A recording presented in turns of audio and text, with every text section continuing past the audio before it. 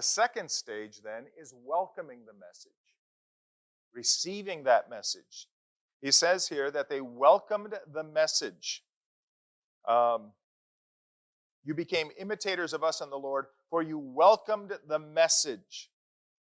He says they welcomed the message in the midst of severe suffering. We've already talked about the things that happened when Paul was in Thessalonica. And everyone in this church knows about it. And everybody in this church has felt the ripples of it. Do you think the Jews and the city leaders are keeping a close eye on this little church? Absolutely. Absolutely.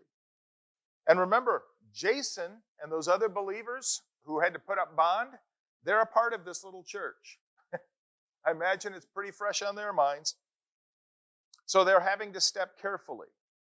But Paul says, yet in that suffering, they are also experiencing the joy given by the Holy Spirit because they are saved. So they have become a model to all the believers throughout Macedonia and Achaia. And remember, it hasn't been that long since this little church got started. Right? I mean, it's been a very short time since Paul planted this church.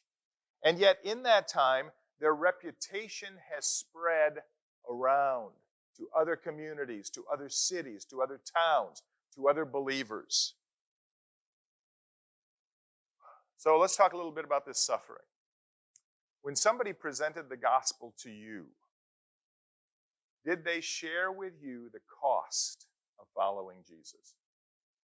So next question is, have you ever responded to the gospel by putting your faith and trust and confidence in Jesus Christ and being baptized? As I look around, I think everybody here has.